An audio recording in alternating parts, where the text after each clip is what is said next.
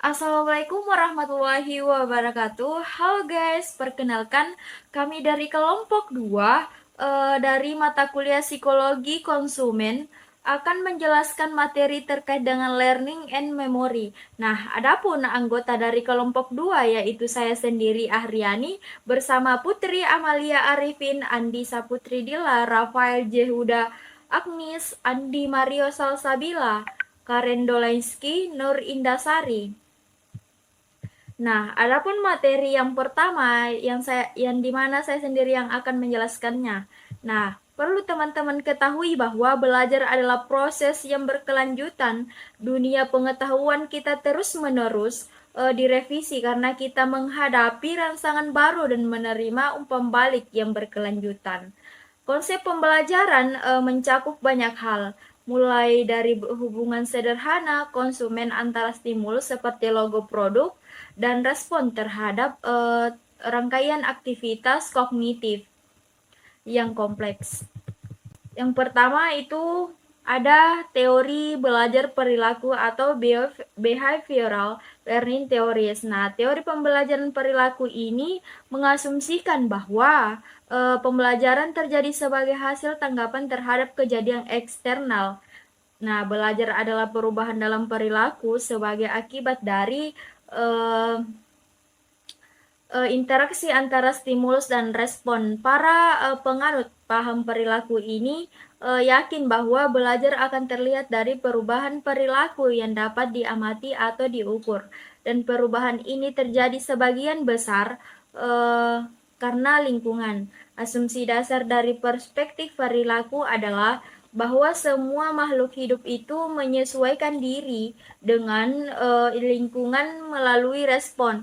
Ada beberapa konsep yang mewakili paham perilaku, yaitu yang pertama pengkondisian klasik atau biasa disebut dengan classical conditioning.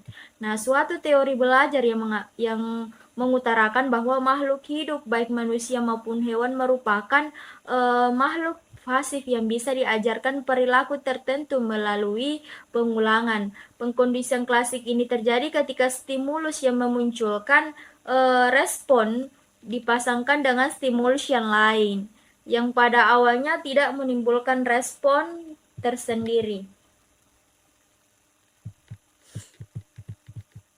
Selanjutnya pengkondisian instrumental atau biasa disebut instrumental conditioning.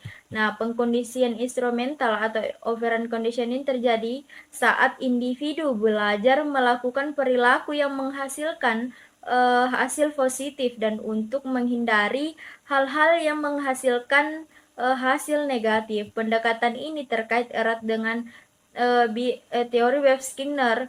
Dia yang mengejar merpati dan hewan lainnya untuk menari dan bermain pimpon dengan menggunakan metode ini. Nah, selanjutnya pembelajaran asosiatif kognitif. Nah, teori pengkondisian yang terakhir ini memandang bahwa pengkondisian klasik sebagai pembelajaran asosiasi di antara berbagai peristiwa yang memungkinkan organisme untuk mengantisipasi dan mewakili lingkungannya. Pengkondisian klasik dipandang sebagai pembelajaran asosiasi kognitif, bukan perolehan refleks yang baru, tetapi merupakan perolehan pengetahuan baru mengenai dunia. Nah, ada di sini aplikasi pemasaran prinsip-prinsip pembelajaran perilaku. Nah, teman-teman perlu ketahui bahwa banyak strategi pemasaran berfokus pada pembentukan asosiasi antara rangsangan dan tanggapan. Contohnya itu seperti yang pertama itu citra merek yang khas, keterkaitan antara produk dan kebutuhan yang mendasarinya. Ekuitas merek adalah di mana mereka memiliki asosiasi positif yang kuat dalam memori konsumen dan banyak memberi kesetiaan sebagai hasilnya. Pengulangan bisa sangat berharga. Terlalu banyak pengulangan bagaimanapun berakibat pada kecacatan iklan. Iklan sering memasangkan produk dengan stimulus positif untuk menciptakan asosiasi yang diinginkan. Nah, selanjutnya di mana di sini dijelaskan adanya pengulangan efek. Nah, pada pengulangan efek pengkondisian akan meningkat setelah pengulangan beberapa kali. Hanya saja ada teori yang disebut dengan three-hit theory yang mengatakan bahwa pengulangan di atas 3 kali tidak menghasilkan efek yang conditioning, namun justru akan mengakibatkan aversing out atau kejenuhan dan menyebabkan hilangnya efek conditioning. Selanjutnya, stimulus generalization. Stimulus generalization berhubungan dengan kecenderungan stimulus-stimulus yang berupa stimulus yang dikondisikan dan ditampilkan untuk menghasilkan respon yang serupa pula. Menurut pakar teori pengkondisian klasik, pembelajaran tidak tergantung pada pengulangan, tetapi juga pada kemampuan para individu untuk menggeneralisasikannya. Melakukan reaksi yang sama terhadap stimuli yang agak berbeda. Tidak banyak pembelajaran yang akan terjadi. Generalisasi stimulus menjelaskan alasan berbagai produk tiruan sukses di pasaran. Nah, adapun contoh iklan dari stimulus generalization ini yaitu seperti iklan Shimori Yogurt. Shimori Yogurt Squeeze. Cara praktis untuk menikmati kebaikan yogurt. Dari susu sapi segar dan sari buah berkualitas, teksturnya creamy dan lembut. Shimori Yogurt Squeeze, enak di mulut, pelindung perut. Nah, selanjutnya stimulus discrimination. Nah, stimulus discrimination terjadi bila stimulus yang serupa dengan stimulus yang dikondisikan tidak diikuti oleh stimulus yang tidak dikondisikan. Yang dimana diskriminasi stimulus adalah lawan dari generalisasi stimulus dan menghasilkan pilihan stimulus yang khusus di antara stimuli yang serupa. Kemampuan konsumen untuk melakukan kemampuan pembedaan di antara stimuli yang serupa merupakan dasar bagi strategi pengaturan posisi yang berusaha membangun citra yang khas produk tertentu ke dalam pikiran konsumen. Nah, urutan stimulus yang terkondisi dan stimulus tidak terkondisi disajikan dapat mempengaruhi kemungkinan pembelajaran akan terjadi. Menyajikan stimulus tanpa syarat sebelum stimulus terkondisi atau backward conditioning atau tidak efektif. Asosiasi produk bisa dipadamkan dalam jangka panjang jika tidak diperkuat. Proses generalisasi stimulus sering menjadi inti keputusan branding dan kemasan yang mencoba memanfaatkan asosiasi positif konsumen dengan merek atau nama perubahan yang ada. Nah, strateginya seperti yang pertama adanya family branding, ekstensi baris produk, perizinan kemasan yang mirip. Penekanan pada mengkomunikasikan atribut khas produk berhadapan dengan pesaingnya adalah aspek penting dari penentuan posisi. Nah, di mana konsumen membedakan merek dari pesaingnya. Diskriminasi stimulus untuk mempromosikan atribut merek yang unik. Kekhawatiran bagi pemasar yang terkait dengan diskriminasi stimulus mencakup hilangnya hak eksklusif atau nama merek ke domain publik dan pembelajaran merek atau pembajakan merek. Selanjutnya, aplikasi pemasaran hidup pengkondisian instrumental. Nah, pada prinsip ini pengkondisian instrumental sedang bekerja saat konsumen diberi penghargaan atau dihukum karena keputusan pembelian. Nah, sebagian besar perusahaan memperkuat konsumsi teknik populer yang disebut pemasaran frekuensi memperkuat pembelian reguler dengan memberi mereka hadiah dengan nilai yang meningkat seiring dengan jumlah yang dibeli. Nah, adapun contoh iklan dari ini itu seperti contoh iklan Shopee dan Tropicana Slim. Shopee? Hah? Shopee, Shopee, PPP, Shopee, Shopee, PPP, 9 Shopee, PPP, Shopee, Shopee, PPP, Shopee, Shopee, PPP, 9 Shopee, PPP, Shopee, Shopee, PPP, Shopee, Shopee, PPP, 9 Shopee, PPP, Shopee, Shopee, PPP, Shopee, Shopee, PPP, 9 Shopee, PPP. Beli semua di Shopee, gratis ongkir. Bismillahirrahmanirrahim. Assalamualaikum warahmatullahi wabarakatuh. Perkenalkan, nama saya Putri Amalia Arifin. Di sini saya akan menjelaskan mengenai teori cognitive learning. Nah, di mana teori ini biasa disebut juga dengan teori belajar kognitif, yang merupakan suatu pendekatan yang menekankan pada pentingnya proses mental secara internal. Nah, perspektif ini akan memandang orang sebagai pemecah masalah yang secara aktif menggunakan informasi dari sekitarnya. Jadi, maksudnya itu di mana seseorang melihat suatu kondisi ataupun melihat suatu informasi dari lingkungannya dengan untuk bagaimana kognitif mereka mencerna hal itu untuk menentukan suatu tindakan yang akan dilakukan. Nah, di dalam cognitive learning teori ini terdapat dikatakan dengan observational learning. Nah, pendekatan teori belajar kognitif yaitu setiap individu dapat belajar dengan cara mengamati suatu perilaku orang lain dengan mencontoh perilaku yang orang lain itu lakukan. Hal ini sering disebut dengan pemodelan atau modeling. Nah, proses pemodelan adalah bentuk pembelajaran yang cenderung kuat untuk meniru suatu perilaku. Hal ini baik itu perilaku yang dilakukan secara positif maupun perilaku negatif. Nah, di dalam penerapan observational learning ini, agar dapat mampu diterapkan dalam perilaku konsumen dengan baik, terdapat 4 asumsi atau 4 syarat yang harus dipenuhi. Di mana yang pertama itu ada perhatian. Perhatian itu dimaksudkan bagaimana kita memfokuskan dapat melihat suatu misalnya iklan-iklan atau produk dengan secara penuh perhatian kepada hal tersebut. Nah, yang kedua itu ada mengingat, di mana contohnya itu di mana suatu iklan ataupun suatu produk tersebut memiliki kata-kata yang secara yang mudah untuk kita ingat, untuk mudah kita kenali bahwa ini adalah produk ini.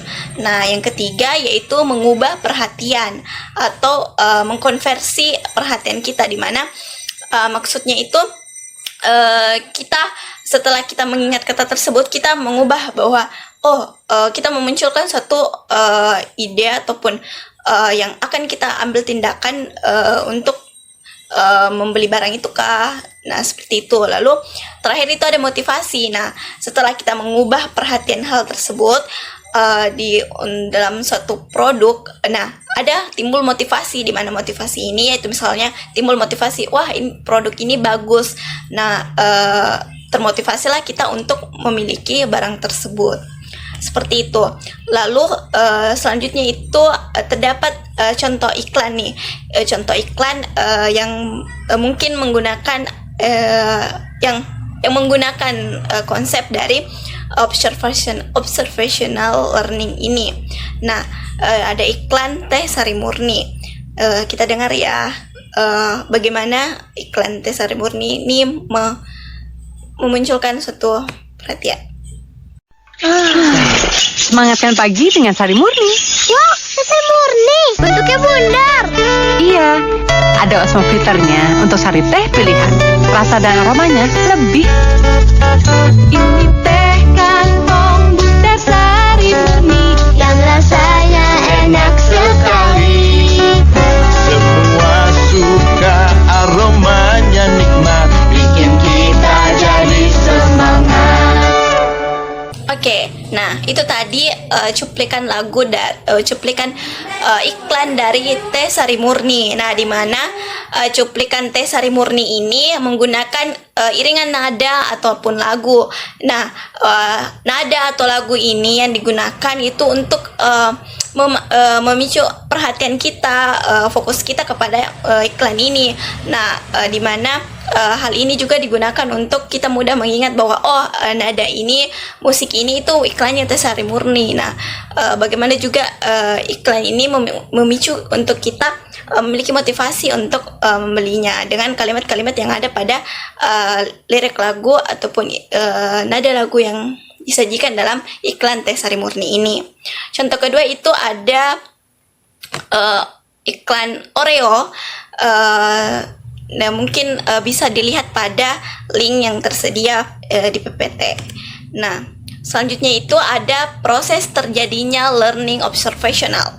Nah, proses terjadinya learning observational ini ada sama dengan yang tadi 4 syarat itu, yaitu ada attention, intention, produksi, motivation, dan akhirnya menjadi observational learning. Nah, gimana sih prosesnya itu? Nah, di sini yang pertama ada attention. Nah, proses memperhatikan yaitu belajar dengan berfokus pada perilaku yang dijadikan suatu contoh atau model. Nah, tingkat keberhasilan belajar ini ditentukan oleh karakteristik model maupun karakteristik orang tersebut. Nah, di mana seseorang itu memperhatikan, melihat iklan itu ataupun suatu produk itu, bagaimana dia fokus pada melihat produk tersebut. Nah, yang kedua itu ada retensi, di mana retensi ini merupakan konsumen akan menyimpan suatu perilaku yang ia contohi ke dalam memori. Nah, retensi ini dapat dilakukan dengan cara menyimpan informasi secara imaginal atau mengkodekan peristiwa model ke dalam simbol-simbol verbal yang mudah untuk diingat. Nah, cara lain untuk mengingatnya adalah membayangkan perilaku model yang sedang ditampilkan atau mengingat suatu nyanyian yang ditampilkan. Nah, seperti yang tadi, contoh iklan dari teh Sari Murni. Lalu selanjutnya itu ada proses produksi. Nah, proses produksi ini yaitu konsumen menerjemahkan hal-hal yang telah digambarkan yang ada di ingatannya, kemudian diterapkan ke dalam kemampuan melakukan perilaku tersebut.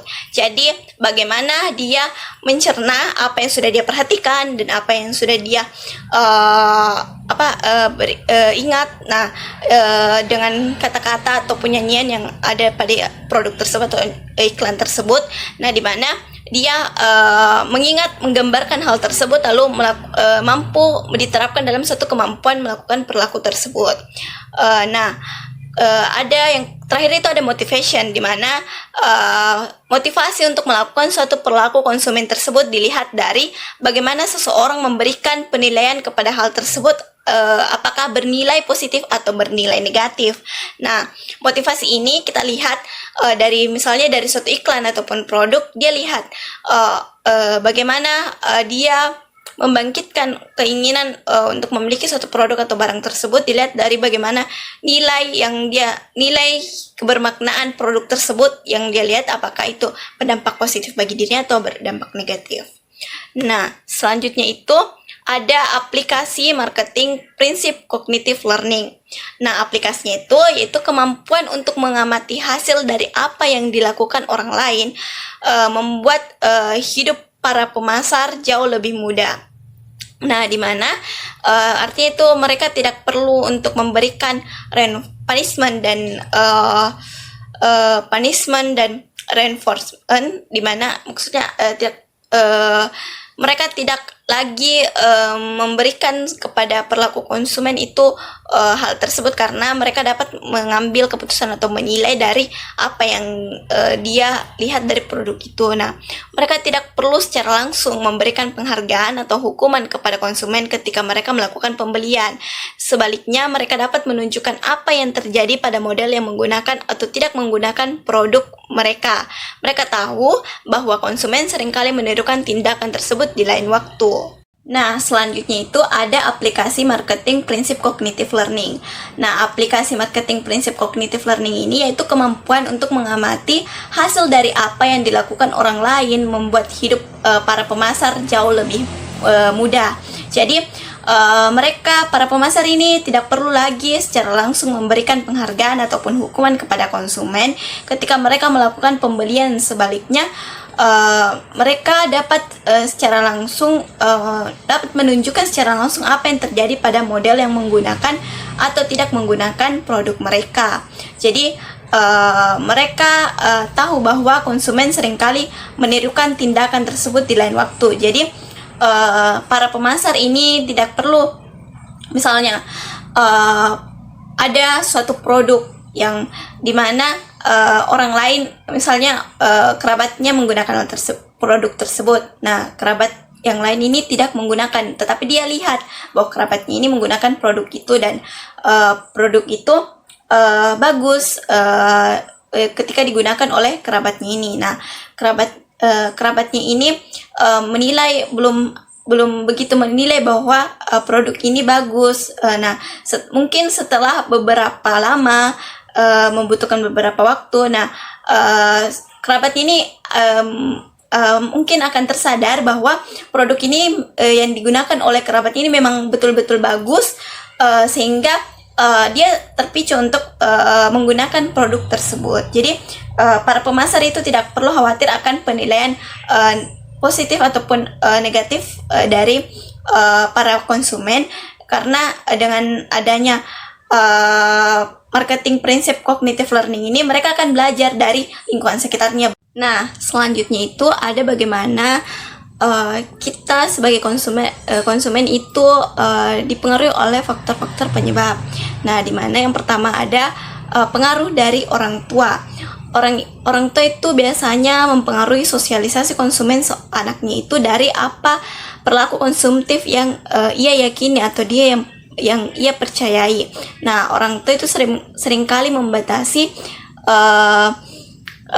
sejauh mana anak-anak mereka berhubungan dengan sumber informasi konsumen atau perilaku konsumennya, di mana seperti televisi, tenaga penjualan, dan teman sebayanya. Jadi anak-anak itu dipengaruhi oleh orang tuanya bagaimana dia berperilaku konsumen. Nah, setelah itu anak akan mulai memasuki waktu remaja. Mereka akan belajar tentang perilaku konsumtif.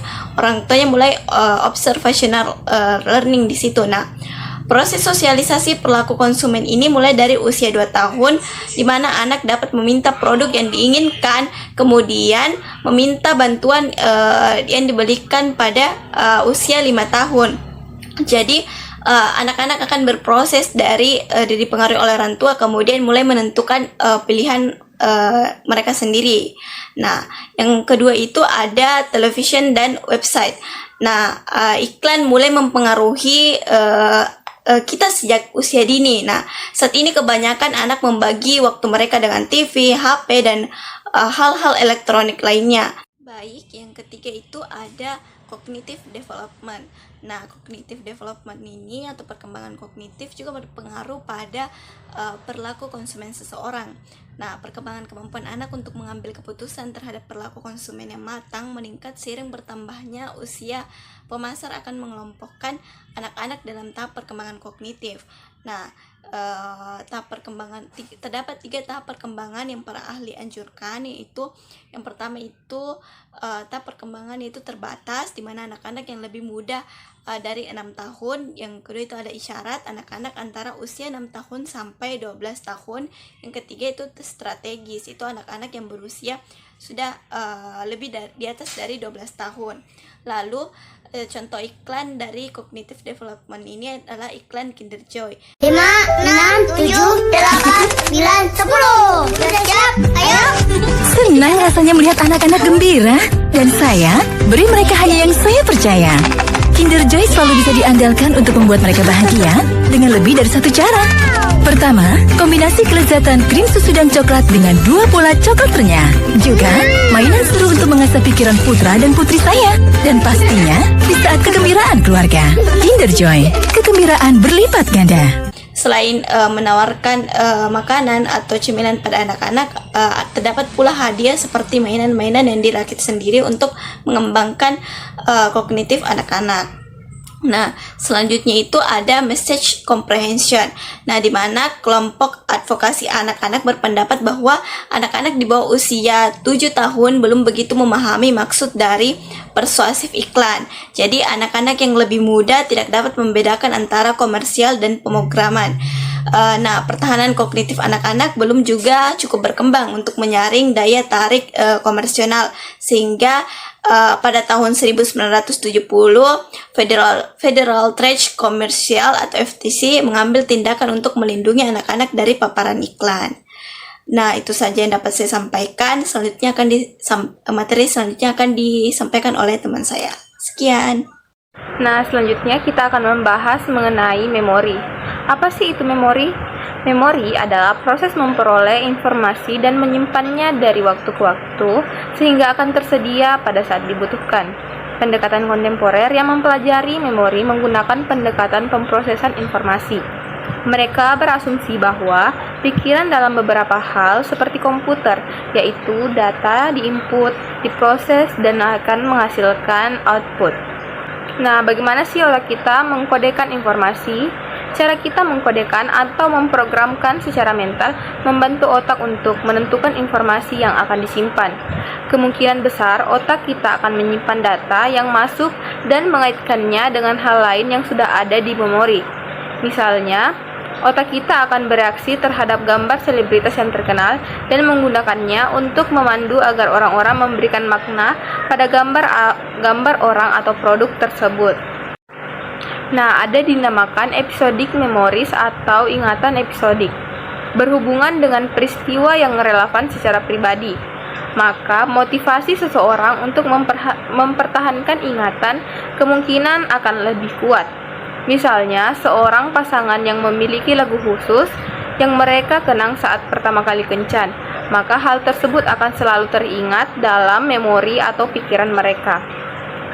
Ada juga yang dikatakan dengan naratif atau narasi, atau deskripsi produk yang ditulis sebagai cerita.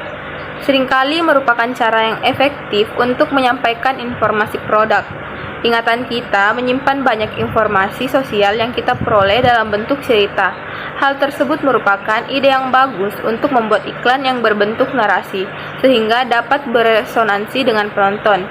Penelitian mendukung bahwa kita lebih mungkin untuk mengevaluasi dan membeli merek secara positif ketika mereka terhubung seperti kita. Nah, selanjutnya kita akan membahas mengenai memori sistem atau sistem ingatan. Sistem ingatan dibagi menjadi 3, yaitu sistem ingatan sensori atau sensory memory. Yang kedua, short term memory atau memori jangka pendek, dan long term memory atau memori jangka panjang. Yang pertama kita akan membahas mengenai sensory memory.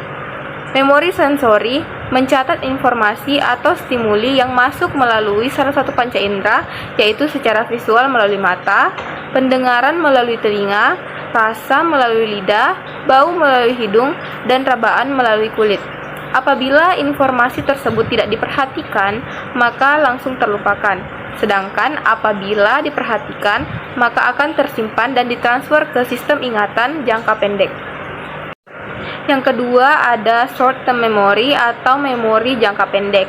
Memori jangka pendek memiliki kapasitas yang kecil, akan tetapi berperan sangat penting dalam proses memori, yang dimana merupakan tempat dimana kita memproses stimulus yang berasal dari lingkungan. Memori jangka pendek berfungsi sebagai penyimpanan transitori yang dapat menyimpan informasi yang sangat terbatas dan mentransformasikan serta menggunakan informasi tersebut untuk menghasilkan respon atau stimulus. Yang ketiga, long term memory atau memori jangka panjang. Fungsi dari memori jangka panjang yaitu mampu untuk mengingat masa lalu dan menggunakan informasi tersebut untuk dimanfaatkan saat ini. Sistem memori ini memungkinkan kita untuk seolah-olah hidup dalam dua dunia, yaitu masa lalu dan masa sekarang. Oleh karena itu, memungkinkan kita untuk memahami mengalirnya tanpa henti dari pengalaman langsung seseorang. Hal yang istimewa dari memori jangka panjang adalah kapasitasnya yang tidak terbatas dan durasinya yang seolah tak pernah berakhir. Nah, pembahasan selanjutnya mengenai bagaimana sih memori menyimpan informasi. Nah, hal tersebut tergantung pada sifat tugas pemrosesan. Tingkat pemrosesan yang berbeda yang terjadi akan mengaktifkan beberapa aspek dalam memori. Semakin banyak usaha yang diperlukan untuk memproses informasi, maka semakin besar kemungkinan informasi akan ditransfer ke long-term memory atau memori jangka panjang. Nah, proses memori menyimpan informasi terdapat yang namanya associative network atau jaringan asosiasi. Menurut model aktivasi memori, bagian yang masuk mengasosiasikan informasi dan disimpan dalam jaringan asosiasi yang berisi banyak bit informasi. Kita masing-masing telah mengatur pengaruh sistem konsep yang berhubungan dengan merek, produsen, dan toko yang tersimpan dalam ingatan kita, yang tentu saja hal tersebut bergantung pada pengalaman diri sendiri.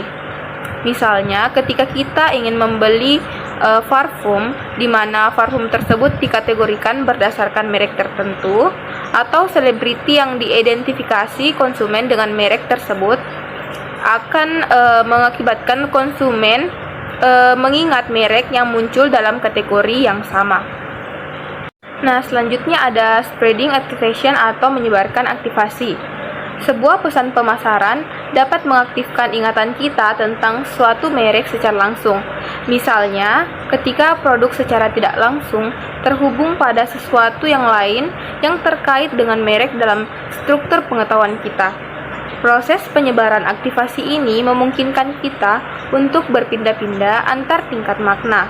Cara kita menyimpan sepotong informasi dalam memori bergantung pada jenis makna yang awalnya kita berikan padanya. Jenis makna ini pada gilirannya akan menentukan bagaimana dan kapan sesuatu mengaktifkan makna. Contohnya, kita bisa menyimpan memori untuk iklan dengan beberapa cara, yaitu pertama, brand spesifik atau bagaimana memori dalam bentuk klaim yang dibuat oleh merek tersebut. Yang kedua, advertising spesifik atau bagaimana memori kita menyimpan dalam bentuk media atau konten iklan itu sendiri.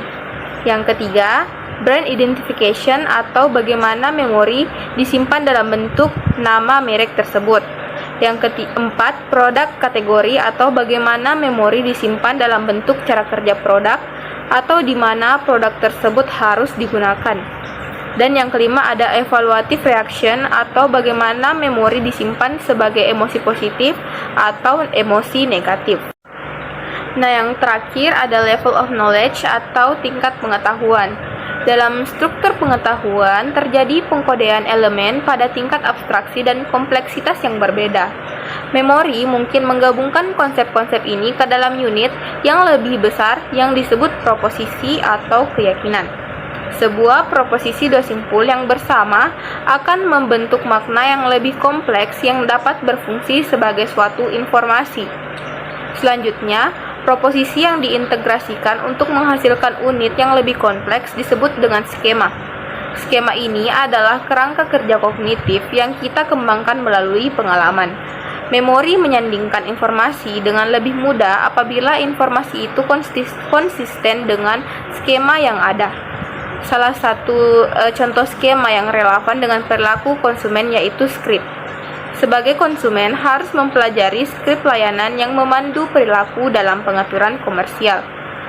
Nah, diberikan satu contoh yaitu skrip layanan untuk kunjungan dokter gigi dapat mencakup hal-hal berikut seperti yang pertama, pergi ke dokter gigi, membaca majalah di ruang tunggu, mendengar nama dipanggil, dan duduk di kursi pasien dokter gigi, dan dokter gigi menyalakan bor yang bernada tinggi. Assalamualaikum warahmatullahi wabarakatuh. Nama saya Andi Marisal Sabila. Di sini saya akan menjelaskan bagaimana cara kita mengumpulkan ingatan saat menentukan hal yang ingin dibeli. Mengumpulkan yang dimaksud di sini adalah proses di mana kita memilihkan informasi dari memori jangka panjang. Faktor situasional juga mempengaruhi pengambilan. Daya ingat ditingkatkan ketika kita lebih memperhatikan kata-kata di tempat pertama kita melihatnya atau membacanya. Beberapa bukti menunjukkan bahwa kita dapat lebih mudah mengambil informasi tentang merek perintis atau merek pertama yang memasuki pasar dari ingatan kita daripada merek pengikut karena pengenalan produk pertama cenderung khas. Dan untuk saat ini, tidak ada pesaing yang mengalihkan perhatian kita. Selain itu, kita lebih cenderung mengingat nama merek deskriptif daripada merek yang tidak memberikan petunjuk yang memadai tentang produk itu.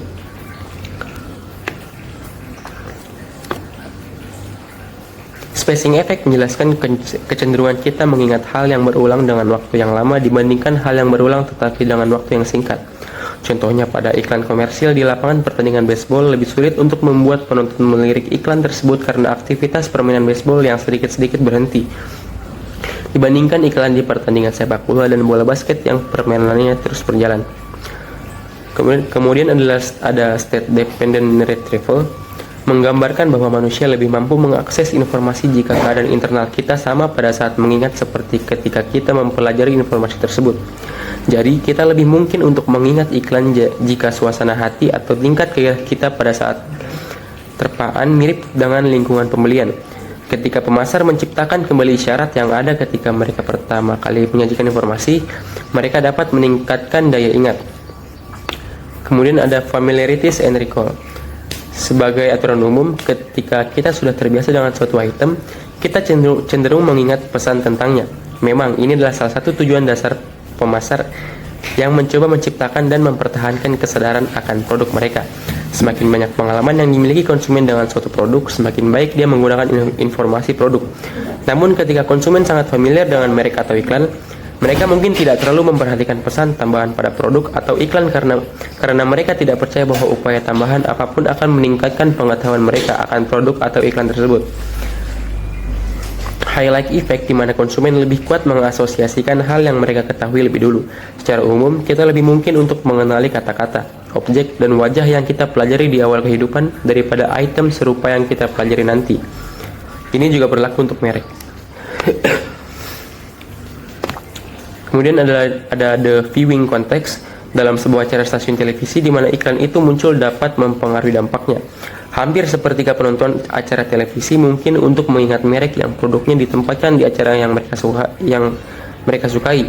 Konsumen juga lebih menyukai iklan yang bersifat verbal dibandingkan hanya kata-kata. Data penelitian menunjukkan bahwa kita lebih mungkin untuk mengenali informasi yang kita lihat dalam gambar. Meskipun iklan bergambar dapat meningkatkan daya ingat, iklan tersebut tidak serta-merta meningkatkan pemahaman. Nah, selanjutnya bagian C itu what make us forget.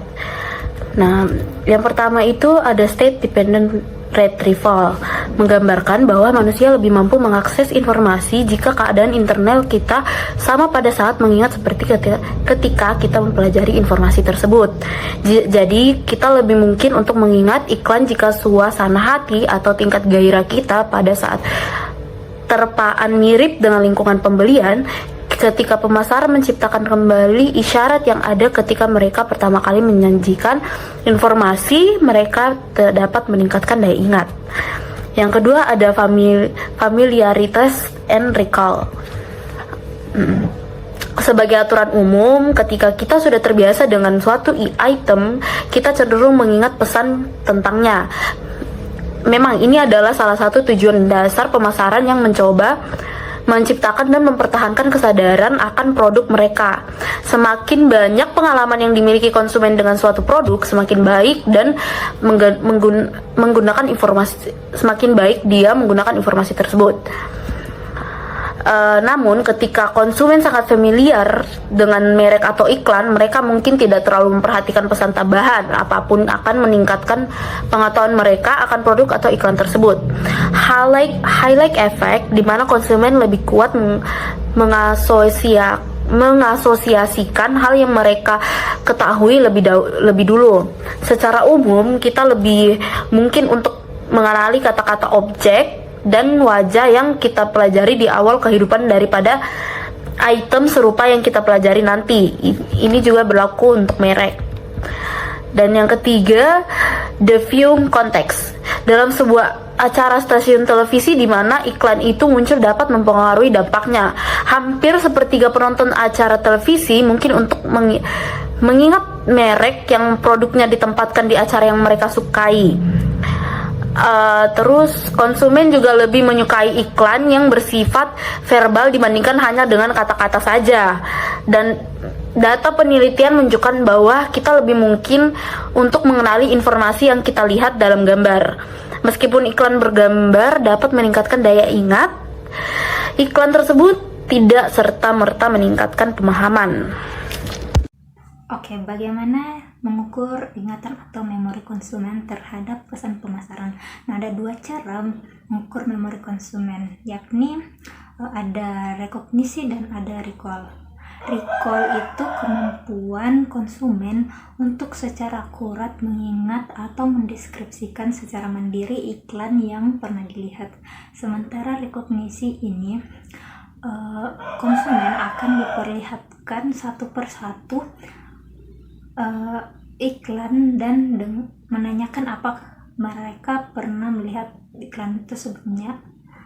Nah, di beberapa kondisi kedua pengukuran memori ini cenderung memberikan hasil yang sama, namun secara umum skor rekognisi ini cenderung lebih andal dibandingkan skor recall. Nah, skor rekognisi ini selalu lebih baik daripada skor recall karena proses rekognisi itu lebih sederhana.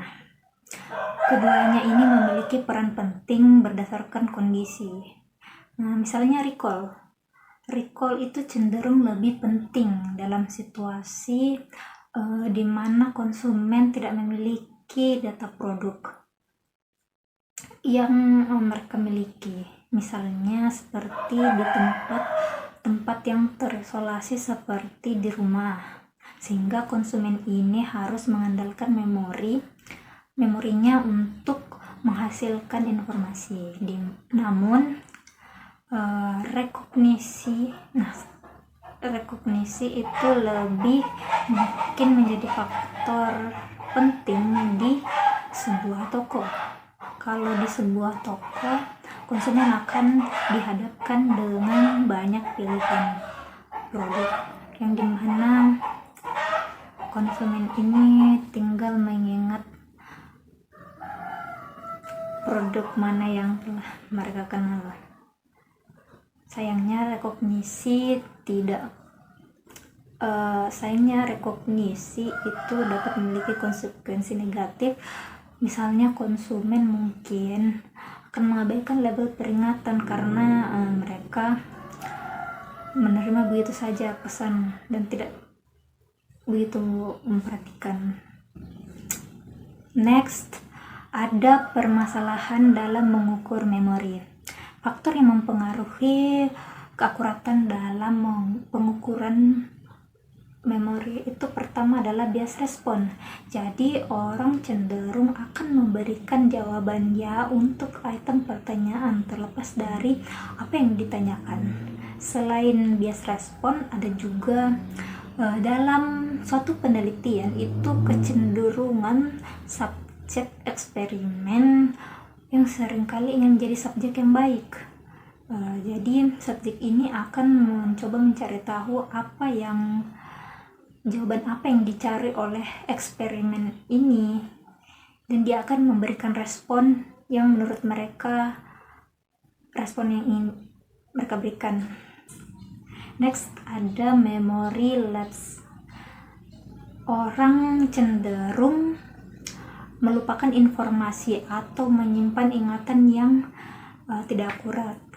Nah, masalah-masalah ini seperti omitting atau mengabaikan fakta, ada average atau kecenderungan untuk menormalkan ingatan, ada telescoping atau persepsi yang tidak akurat mengenai waktu. Baik, perkenalkan, nama saya Rafael J. Huda Agnis. Saya akan mempresentasikan mengenai Bittersweet Memories, The Marketing Power of Nostalgia. Menurut KBBI, nostalgia sendiri itu artinya kerinduan pada sesuatu yang letaknya jauh atau yang sudah tidak ada sekarang. Atau bisa juga diartikan sebagai suatu kenangan manis pada masa yang telah berlalu. Nostalgia dipercaya mampu menggambarkan emosi pahit, emosi manis yang muncul ketika kita melihat atau memikirkan masa lalu dengan kesedihan dan kerinduan. Namun kemudian yang menjadi pertanyaan, apa hubungannya nostalgia dengan marketing? Nah, kita akan belajar melalui beberapa contoh kasus. Ada suatu penelitian konsumen yang mengukur pada usia berapakah seseorang cenderung menetapkan preferensi mengenai apa yang dia sukai dalam hidupnya. Nah, ternyata ditemukan bahwa rata-rata orang akan menyukai lagu-lagu yang sedang populer pada saat mereka berusia sekitar 23,5 tahun. Nah, yang artinya pengalaman kita sebelumnya akan menentukan apa yang kita sukai hari ini. Kalau kita coba cari lagu-lagu yang populer di zaman dulu, contohnya ada salah satu band yang sangat populer, The Beatles. Faktanya hingga sekarang masih banyak orang-orang yang menggemari The Beatles dan mendengarkan lagu-lagu mereka. Terlebih khusus mereka yang berusia 40 tahun ke atas, karena pada saat mereka remaja atau berusia sekitar 20 tahunan, band tersebutlah yang populer di zaman itu. Nah, biasanya kalau orang Indonesia yang di usia dewasa atau lansia sangat suka mendengar dan menyanyikan lagu-lagu yang tren pada zaman mereka muda dulu. Contohnya ada salah satu lagu jadul yang cukup terkenal, judulnya Gereja Tua. Nah, dan kita Dan jika kita memberikan lagu genre zaman sekarang, contohnya seperti hip hop, R&B, yang lebih modern atau mungkin bahkan K-pop, kita memberikan kepada mereka, maka mereka cenderung jauh lebih tertarik dengan lagu-lagu jadul. Kemudian dari penelitian tersebut juga ditemukan preferensi mereka terhadap fashion mencapai puncaknya pada usia 33 tahun. Nah, sebagai contoh, ada salah satu brand fashion yang sangat terkenal, Calvin Klein. Pada saat itu, ia pernah berkolaborasi dengan luxury fashion store myteresa.com. Mereka mengeluarkan gaya pakaian di era 90-an. Koleksi ini meluncurkan karir modeling Kate Moss, dan koleksi pakaian ini ternyata berhasil terjual pesat di pasar. Bahkan pada zaman sekarang sering kita lihat banyak orang memakai pakaian yang tren kembali di tahun 90-an yang kemudian menjadi tren lagi di zaman sekarang. Hal ini juga yang menjadi alasan ada beberapa kafe yang buka dengan konsep desain interior vintage. Nah, contohnya ada salah satu kafe yang terkenal di Jakarta. Nama kafenya itu Cafe Batavia. Kafe ini terkenal dengan desain interior bahkan eksterior mereka yang sangat kental dengan suasana zaman dulu. Mereka bahkan memajang barang-barang vintage dan kemudian memutar lagu-lagu zaman dulu. Dengan ini diharapkan orang-orang yang datang dapat menikmati suasana dan mengundang ingatan serta kenangan masa lalu mereka. Kemudian ada juga salah satu studi melaporkan bahwa orang yang diminta untuk memikirkan masa lalu bersedia membayar lebih untuk produk daripada mereka yang diminta untuk memikirkan kenangan baru atau masa depan. Maka, nostalgia dapat dijadikan sebagai salah satu kekuatan atau teknik marketing, yaitu dengan menghidupkan kembali karakter, suasana, dan cerita populer dari masa lalu, dengan harapan kenangan indah konsumen akan memotivasi mereka untuk mengunjungi kembali masa lalu. Demikian presentasi dari kelompok kami. Kiranya apa yang kami sampaikan dapat bermanfaat bagi teman-teman sekalian. Kami mohon maaf jika ada salah kata. Itu saja. Assalamualaikum warahmatullahi wabarakatuh. Terima kasih.